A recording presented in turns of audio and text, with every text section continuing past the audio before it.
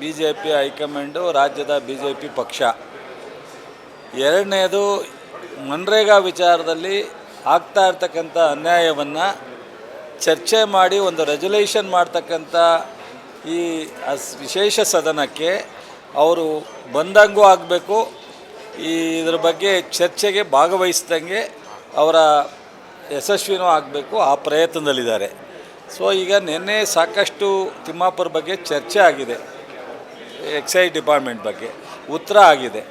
ಬಹುಶಃ ಈ ಒಂದು ಅವರು ಬಿಸ್ನೆಸ್ ಅಡ್ವೈಸರಿ ಕಮಿಟಿನಲ್ಲಿ ಕೂತ್ಕೊಂಡು ಎಲ್ಲ ಸುಲಲಿತವಾಗಿ ಚರ್ಚೆ ಆಗಿ ಮನ್ರೇಗಾ ಬಗ್ಗೆ ರೆಸಲ್ಯೂಷನ್ ಮಾಡಲಿಕ್ಕೆ ನಾವು 2 ದಿವಸ ತಯಾರಿದ್ದೀವಿ ಅಂತ ವಿರೋಧ ಪಕ್ಷ ನಾಯಕರು ಮತ್ತು ಅವರ ಸಹ ಸ್ನೇಹಿತರುಗಳು ಒಪ್ಪಿ, ಈಗ ನಿನ್ನೆ ರಾತ್ರಿಯಿಂದ ಈ ಒಂದು ಇದಕ್ಕೆ ಇಳಿದಿದ್ದಾರೆ. ಅಂದರೆ ಅವರಿಗೆ ಈ ದೇಶದಲ್ಲಿ ಮನ್ರೇಗಾ ಅವರ ಬಿ ಜೆ ಪಿಯ ಸರ್ಕಾರ, ಕೇಂದ್ರ ಸರ್ಕಾರ ತಗೊಂಡಿರೋ ತೀರ್ಮಾನವನ್ನು ರೆಸಲ್ಯೂಷನ್ನಲ್ಲಿ ಇವರು ಕೈ ಜೋಡಿಸೋದಕ್ಕೆ ತಯಾರಿಲ್ಲ. ಅಷ್ಟೇ ಬಿಟ್ಟರೆ ಅವರ ಉದ್ದೇಶ ಏನಿಲ್ಲ.